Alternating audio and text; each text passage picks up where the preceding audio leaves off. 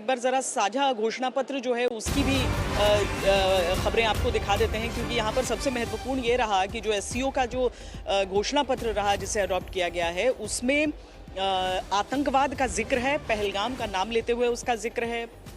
पाकिस्तान की मौजूदगी में प्रधानमंत्री नरेंद्र मोदी ने जिस तरीके से पहलगाम में हुए आतंकी हमले का जिक्र किया था, आतंकवाद के मुद्दे को प्रमुखता से उठाया था, उसके बाद साझा घोषणा पत्र में बाकी मुद्दों के साथ साथ इस मुद्दे पर भी बात होना, पाकिस्तान के भीतर भी जो दो आतंकी हमले हैं उनका भी जिक्र ज़रूर इसमें चलाया गया है। लेकिन किस तरीके से आगे और बढ़ा जा सकता है काउंटर टेररिज्म के साथ, काउंटर टेररिज्म को लेकर किस तरह से एक साझेदारी रहनी है, प्रधानमंत्री ने एससीओ को क्या नया फुल फॉर्म दिया है, ये सारी चीजें एक बार सुन लीजिए। एक्सेलेंसी, भारत पिछले 4 दशकों से निर्मम आतंकवाद का दंश झेल रहा है। कितनी ही माताओं ने अपने बच्चे खोए और कितने बच्चे अनाथ हुए। हाल ही में हमने पहलगाम में टेररिज्म का बहुत ही घिनौना रूप देखा। इस दुख की घड़ी में जो मित्र देश हमारे साथ खड़े रहे, मैं उनका आभार व्यक्त करता हूं। यह हमला केवल भारत की अंतरात्मा पर ही आघात नहीं, यह मानवता में विश्वास रखने वाले हर देश, हर व्यक्ति को खुली चुनौती थी। ऐसे में प्रश्न उठना स्वाभाविक है, क्या कुछ देशों द्वारा आतंकवाद का खुलेआम समर्थन हमें स्वीकार्य हो सकता है? एक्सेलेंसी, हमें स्पष्ट रूप से और एक स्वर में कहना होगा कि आतंकवाद पर कोई भी डबल स्टैंडर्ड स्वीकार्य नहीं हुई। जनरल सिवाच, एक तो आतंक को लेकर एससीओ का जो स्टेटमेंट आया है वो एक बहुत महत्वपूर्ण बात है। सबको हर जगह पर हो रहे आतंकवाद की भर्त्सना की ज़रूरत है, उसके विरोध की ज़रूरत है। जो हम डबल स्टैंडर्ड्स देख लेते हैं और जिसका जिक्र भी प्रधानमंत्री ने किया है कि ये सब ऐसी जगहों पर चलेगा नहीं, ऐसी बातों पर आतंकवाद को लेकर नहीं चलेगा। दूसरा, जो रूस के राष्ट्रपति से किसी भी समय अब मुलाकात शुरू होनी है और उसकी जानकारियाँ जैसे जैसे आएंगी हम बताएंगे। क्या आपकी अपेक्षाएं हैं, आपकी उम्मीदें हैं पुतिन मोदी मुलाकात से? हाँ, देखो श्वेता, पहले तो ये भी सच्चाई है कि जो जॉइंट डिक्लेरेशन हुआ है ये भारत के बिल्कुल जैसा चाहिए था वैसा हुआ। क्रॉस बॉर्डर टेररिज्म के बारे में, उसके बाद पहलगाम के बारे में। पहलगाम में किसने इन्वॉल्व था? टीआरएफ ने खुद बोला। टीआरएफ कौन है? वो लश्कर तोबा का ऑफशूट है। और लश्कर तोबा कहाँ पैदा की गई और कहां पर है? वो पाकिस्तान में। तो ये सच्चाई है, कहीं ना कहीं ये पाकिस्तान के लिए के ऊपर तमाचा है और ये साफ सुथरे शब्दों में दिखाता है पाकिस्तान क्रॉस बॉर्डर टेररिज्म में इन्वॉल्व है। और जो पहलगाम का एक प्रकार से मैसेकर किया वो पाकिस्तान इन्वॉल्व। अब बात आती है, आप जो दूसरा क्वेश्चन पूछा है रूस और भारत के, जो पुतिन और प्राइम मिनिस्टर मोदी मिलेंगे, देखो 4-5 चीजों पे बड़ा इंपॉर्टेंट चीज जाएगा। कहीं ना कहीं रशिया यूक्रेन की जो लड़ाई हो रही है उसके बारे में भी बात होगी, क्योंकि आप देखें यूक्रेन के जो प्रेसिडेंट है जेलेंस्की, उससे भी बात हुई थी प्राइम मिनिस्टर मोदी की। और मुझे लगता है वो उनका संदेश लेके वो करेंगे कोशिश की कहीं ना कहीं अगर बातचीत का दौर चले, कहीं ना कहीं जेलेंस्की और पुतिन मिल सकते हैं। अगर ऐसा हुआ तो ये मुझे लगता है एक पर्सनल अचीवमेंट होगी प्राइम मिनिस्टर मोदी की। जो काम डोनाल्ड ट्रंप नहीं करा पाए प्राइम मिनिस्टर मोदी करा दें। मुझे लगता है इससे अच्छी पहल नहीं हो सकती। पूरा वर्ल्ड का, वो कहते हैं ना कि अभी जो यूनिपोलर से मल्टीपोलर वर्ल्ड जा रहा है, एक चर्निंग इफेक्ट हो रहा है, वो बहुत इंपॉर्टेंट होगा अगर ऐसा होता है। दूसरा ये भी सच्चाई है कि भारत एक ऐसे के प्रधानमंत्री हैं जिसने पुतिन की आंखों में आंखें डाल के कहा था this is not an era of war. तो मुझे लगता है उसके साथ लेते हुए और जिस प्रकार से हो रहा है रशिया यूक्रेन लड़ाई, इसमें कोई ना कोई बात होगी। और 2-3 बातें होंगी डिफेंस को लेके। कहीं ना कहीं जो हमारा एक जो हम S-400 है उसकी हमने 5 यूनिटें ली थी, 3 ही आई हैं, 2 नहीं आई। उसके बारे में बात होगी, कहीं S-500 की भी बात हो रही है, हो सकता है हम S-500 जॉइंट प्रोटेक्शन की भी बात करें, या S-500 हमें चाहिए तो क्या रूस दे सकेगा एक डिस्काउंटेड रेट में, कहीं Su-57 की भी बात होगी जो 5th जनरेशन एयरक्राफ्ट है, क्योंकि हमारा जो एमका है उसको 10 साल लगेंगे, एडवांस मीडियम कॉम्बैट एयरक्राफ्ट जो कि 5th जनरेशन होगा जो हम खुद प्रोड्यूस करेंगे, तो इन बिटवीन जो मल्टीपल कॉम्बैट आपके एयरक्राफ्ट है उसकी 100 के करीब हमने खरीद रहे हैं। हो सकता है हम बात करें Su-57 की, अगर हमें एक अच्छा पैकेज मिल जाता है जिस प्रकार से सुखोई 30 MKI का मिला था। और तीसरा बड़ी इंपॉर्टेंट चीज है कि ये भी हमें देखना है कि जो स्पेयर पार्ट्स थे और मेंटेनेंस थे, क्योंकि रूस यूक्रेन की लड़ाई में इन्वॉल्व है, वो हमें दे नहीं पा रहा है, तो उसके ऊपर भी बातचीत होगी कि उसको वो जो सप्लाई चेन है उसको बरकरार रखे। और अब ये एक बात सच्चाई है कि जो भारत और रूस का जो ट्रेड है वो $68 बिलियन है, मगर दुख की बात यह है कि भारत $5 बिलियन ही एक्सपोर्ट करता है, मगर रूस जो है $63 बिलियन। तो ये ट्रेड डेफिसिट बहुत ज्यादा है, इसको पूरा करने के लिए भारत ये जोर डालेगा पुतिन के ऊपर कि किसी तरीके से जो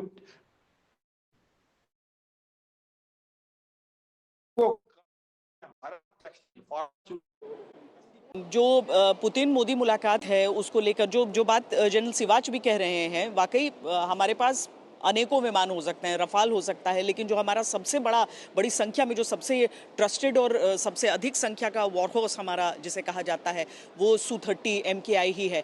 इसी तरीके से चाहे हमारे पुराने टैंक हो जाएं या फिर ब्रह्मोस मिसाइल हो जाए, इन सारी चीज़ों में दोनों देशों की साझेदारी साफ साफ नजर आती है। प्रणय, ऐसे में व्यापार एक प्रमुख मुद्दा, क्योंकि तेल का जिक्र करते हुए अगर ट्रंप की तरफ से वो टैरिफ लगाए गए हैं, तो आज प्रधानमंत्री नरेंद्र मोदी और व्लादिमीर पुतिन के बीच जो बातचीत है उसमें किन चीजों की उम्मीद हम लगा सकते हैं?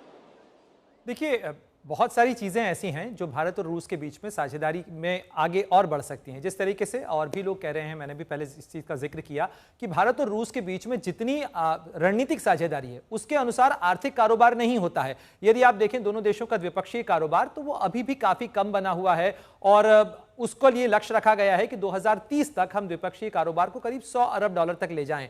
इसके लिए लगातार कोशिशें भी हो रही हैं, क्योंकि हम हथियार और तेल के क्षेत्र के अंदर तो साझेदारी रखते हैं, कारोबार करते हैं, लेकिन जो अन्य क्षेत्र हैं, क्योंकि देखिए अगर टैरिफ के बीच में भारत को नए एवेन्यूज और नए दरवाजे खोलने हैं तो उसके अंदर रूस एक महत्वपूर्ण बाजार हो सकता है। हम अच्छी तरीके से जानते हैं कि रूस की जो 2 ट्रिलियन की अर्थव्यवस्था है उसके अंदर 2022 के रूस यूक्रेन संघर्ष के बाद से वहां से कई अमेरिकी कंपनियों ने एग्जिट किया है, कई भारतीय कंपनियों ने रूस के बाजार को तलाशा है, लेकिन बड़े पैमाने के ऊपर यदि इसे और पुश मिलता है, कोई एक फ्रेमवर्क तैयार होता है, तो इससे दोनों ही देशों को फायदा होगा। भारत के पास में टैलेंट है, भारत के पास में उत्पादन की क्षमता है, साथ ही रूस के पास एक बाजार है, साथ ही रूस विकसित देश है उस लिहाज से, क्योंकि उसके पास सोवियत संघ की पुरानी लेगेसी है, उसका मार्केट बड़ा है और उस मार्केट के अंदर भारत को यदि अपने उत्पादों को ले जाने का मौका मिलता है तो इससे भारत और रूस दोनों के लिए विन विन सिचुएशन बनती है। इसके अलावा अगर एनर्जी कारोबार की यदि देखें, और अगर आप देखें भारत और रूस की साझेदारी को, तो आज वो तस्वीरें जो आप प्ले कर रही थी थोड़ी देर पहले कि राष्ट्रपति पुतिन और प्रधानमंत्री मोदी जब बातचीत करते हुए निकलते हैं तो शहबाज शरीफ जो पाकिस्तान के प्रधानमंत्री हैं वो उन्हें देख रहे होते हैं। निश्चित रूप से भारत और रूस जब साथ आते हैं तो केवल सुखोई की साझेदारी नहीं होती है, बल्कि ब्रह्मोस बनता है, जो केवल भारत और रूस की ताकत नहीं दिखाता है, बल्कि दुनिया के कई फिलीपींस जैसे देश जो हैं वो उसे लेने की इच्छा जताते हैं, उसे हासिल करना चाहते हैं और दुनिया के कई देशों के अंदर उसकी धाक मानी जाती है। ऑपरेशन सिंदूर ने तो और साबित भी कर दिया कि किस तरीके से ये जो मिसाइल है ये कितनी कारगर है और कितनी सटीक निशाने के ऊपर ये बैठती है, ये दुनिया के सामने एक सबूत है। तो किस तरीके से भारत और रूस रक्षा साझेदारी को आगे बढ़ा सकते हैं, किस तरीके से जो टेक्नोलॉजी है उसके अंदर मिलकर काम कर सकते हैं, कुडानकुलम से लेकर स्पेस तक, ये हमने न्यूक्लियर टेक्नोलॉजी से लेकर अंतरिक्ष तक देखा है कि किस तरीके से भारत और रूस जब जब साथ आए हैं तो एक नया मकाम हासिल हुआ है द्विपक्षीय रिश्तों में भी और साथ ही भारत की प्रगति में भी।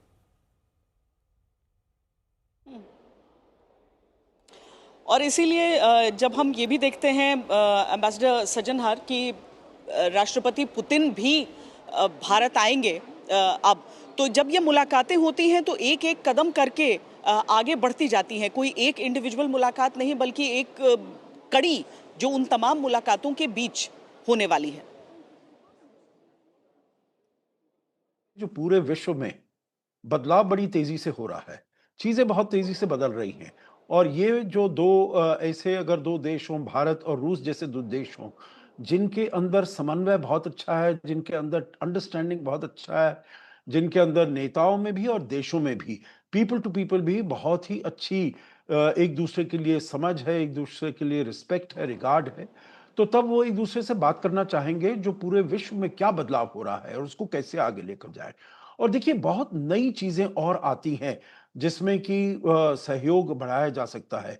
जैसे अभी तो हमने बात की और आपने भी कहा श्वेता, जो एनर्जी एक है, फॉसिल फ्यूल्स है, ऑयल है, न्यूक्लियर एनर्जी है। न्यूक्लियर एनर्जी देखिए कुडनकुलम में तो हमारे बहुत ही अच्छे तरीके से सहयोग हो रहा है, परंतु उसके साथ-साथ और आगे जो 6 ऐसे ही वीटीईआर 1000 मेगावाट के जो न्यूक्लियर पावर प्लांट्स हैं, जो आंध्र प्रदेश में लगने हैं, तो उसके बारे में बातचीत होनी है, उसको आगे लेकर जाना है। तो मुझे यकीन है जो जब मुलाकात होगी, अब दिसंबर में तो ये रिपोर्ट्स आई हैं, राष्ट्रपति पुतिन आएँगे हमारे अगले एनुअल समिट के लिए, परंतु उसकी तैयारी भी की जाएगी और मेरे विचार से अभी जो मुलाकात होगी दोनों नेताओं की, तो अंतर्राष्ट्रीय जो माहौल है उसके बारे में तो बातचीत होगी, परंतु अपने द्विपक्षीय संबंधों के बारे में इसको कैसे आगे ले जाया जाए और इसमें मेरे विचार से न्यूक्लियर एनर्जी इसके जो इसको आगे ले जाना है, यकीनन इस पर बात होगी। देखिए एक और चीज़ है श्वेता इसमें, जो जब प्रधानमंत्री मोदी गए थे मेरे विचार से 2019 में व्लादिवोस्टॉक गए थे, तो राष्ट्रपति पुतिन ने उनसे कहा था जो हमारे साथ आप मिलकर आर्कटिक में हम काम कर सकते हैं। और आर्कटिक में अगर आप देखें आर्कटिक ओशन में, तो वो वहाँ पर 50% से ज़्यादा वहाँ पर आधिपत्य रूस का है।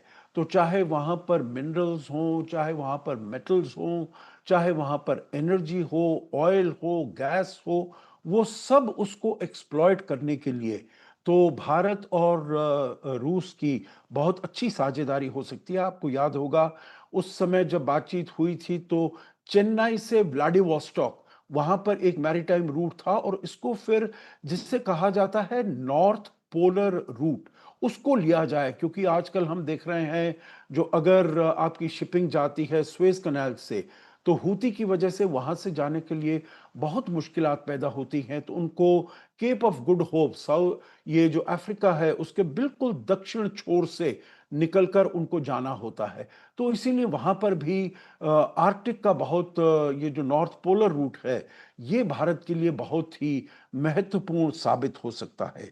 एक और चीज़ मैं जो समझता हूँ, उसी समय बातचीत की गई थी जो भारत से मोबिलिटी और इसके ऊपर भारत काफ़ी ज़ोर भी दे रहा है, काफ़ी एम्फसिस दे रहा है, जो क्योंकि रूस के पास डेमोग्राफिकली बहुत ही डिक्लाइन चल रहा है।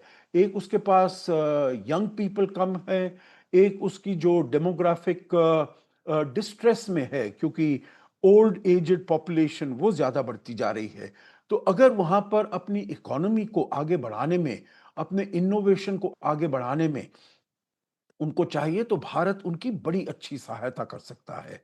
आखिरी बात इस जो द्विपक्षीय हमारे संबंध हैं और सहयोग हैं, उसमें मैं कहूँगा यूरेशियन इकोनॉमिक एग्रीमेंट उसके अंदर हम बातचीत कर रहे हैं, एक फ्री ट्रेड एग्रीमेंट साइन करने की। उसमें करीब 5-6 देश हैं, यूरोप सबसे बड़ी अर्थव्यवस्था है, परंतु और भी जो हमारे अच्छे मित्र हैं जैसे कज़ाकिस्तान हुआ, आर्मीनिया हुआ, बेलारूस हुआ, किर्गिस्तान हुआ, ये सभी मेंबर्स हैं।